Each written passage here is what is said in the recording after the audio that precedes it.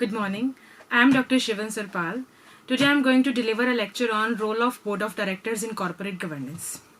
The increasing attention on corporate governance in the last 2 decades have been specifically signified because of the several events happening all over the world. It is mainly due to the fact that investors are investing abroad in the foreign countries just to diversify their portfolio and accordingly minimize their risk. Apart from that, there are various activities or various events happened thereafter in the last 2 decades. For example, 1997-1998 Asian financial crisis and a spate of series of collapse of big business giants like Xerox, Enron, Commerce Bank, Excel Holidays, Philadelphia, and various others. Such collapse will basically triggered the structure of corporate governance all over the world. In India, the corporate governance has mainly gained significance in the last decade of 20th century, which has allowed the entry of foreign institutional investors into the market. Thereafter, a spate of crises or scams and scandals happened in India like CRB scam, planting company scam, vanishing company scam, Satyam scandal. The most important scandal happened in India which has entirely shaken the corporate governance structure in India. Apart from it, the Ketan Parekh scam are important, and moreover the Harshad Mehta scam has really shaken this structure of corporate governance. In lieu of these situations, basically it is important to check what is the basic scenario of corporate governance structure and the company's structure in India. In India, basically there is concentrated family ownership or family run enterprises in India where family members took the promotions or the role of promoters in their corporate boards, and they try to expropriate the interest of minority shareholders. What they basically do, these promoters occupy the seats of controlling shareholders and they try to expropriate the interest or the well-wishing behavior of these minority shareholders. So what is the main motive of corporate governance in India is to protect these minority shareholders from the hands of the controlling shareholders. There are basically many norms which have been introduced in India like revised clause 49 of the listing agreement, CG corporate governance guidelines, and many more. Apart from that, the board of directors mainly perform the monitoring role of the board of directors in the corporate boards. Such monitoring role is basically triggered by various characteristics like board size, board composition, board leadership structure like CEO duality, and board activity. Let's come to board size first. Now, what should be the appropriate size of the corporate boards? The corporate board size, whether it should be smaller one or it should be larger one. See, the small size boards are basically beneficial from the point of view that they develop understanding between the directors at a very rapid rate. The interaction level is very much higher. On the contrary, the larger boards provide experience, provide a lot of advice and wide variety of counsel. Apart from that, various proponents have said that there should be smaller size boards as compared to the larger size boards because larger boards create the difficulties of like lack of coordination is there, lack of interaction is there, free rider problems are there. So Jensen 1993 study has proposed that whenever the board size goes beyond the 7 or 8 people, the boards are less likely to control. Apart from the board size, there is board composition like proportion of independent or inside-outside directors on the board. Now again the question arises, the second one, that is what should be exactly the proportion of outside or inside directors on the board. Whether it's the majority of directors should compose of insiders or the majority of directors should compose of outsiders. Now, what are the insiders? Who are the inside directors? Inside directors are basically the executive directors who are appointed on full-time basis. They have full firm specific knowledge. As compared to the outside directors are non-executive directors, but they are appointed on part-time basis.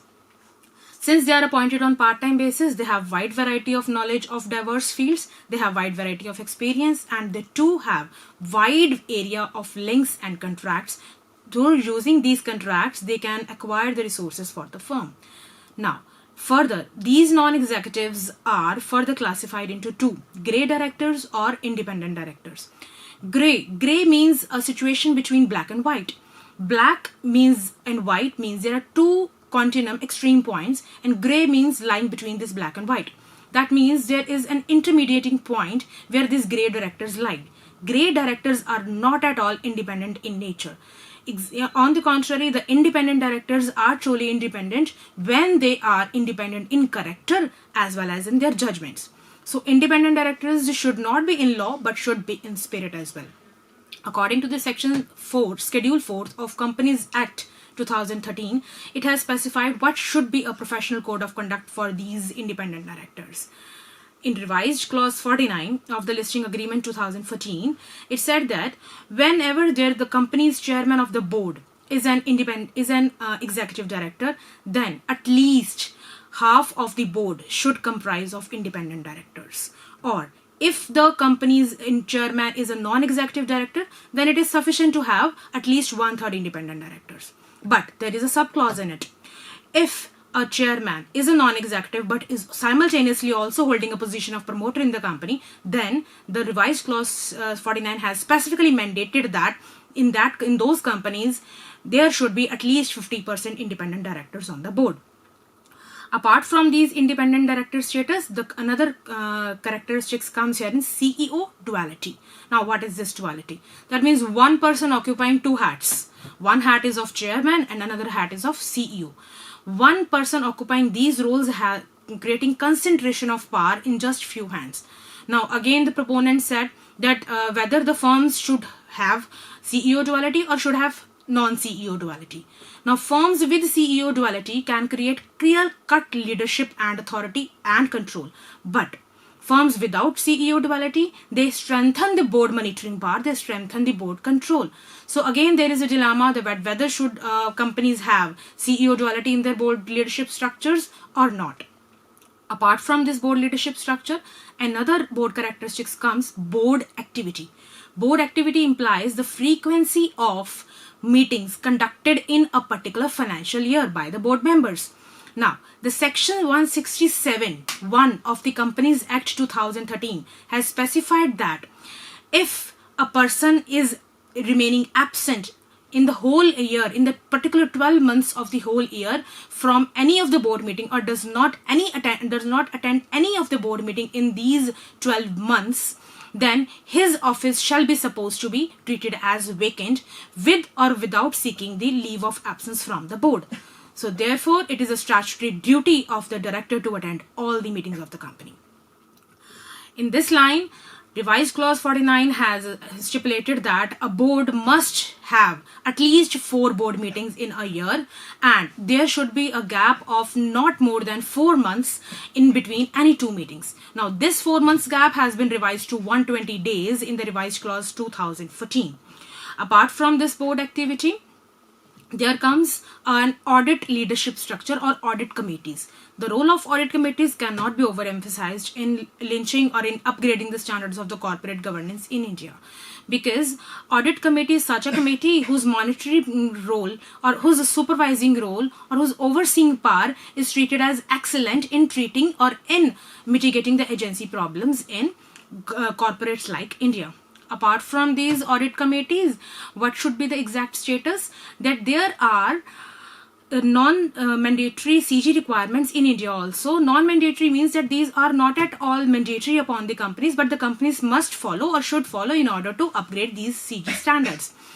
Now, what should be these non-mandatory requirements? These non-mandatory requirements implies that the tenure of the independent director should not exceed a maximum limit.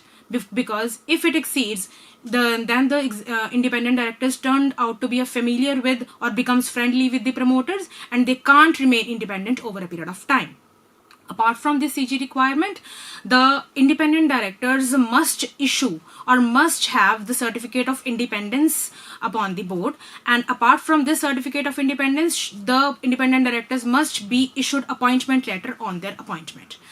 Apart from these, all these requirements, there should be a training of the board members on the continuum, and their performance should be evaluated by applying a suitable mechanism.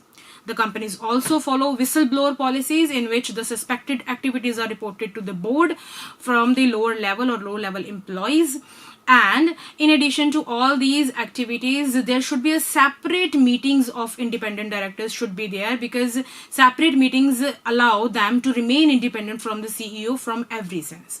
So by applying all these CG practices, companies can upgrade or strengthen or invigorate the status of CG in India. Thank you.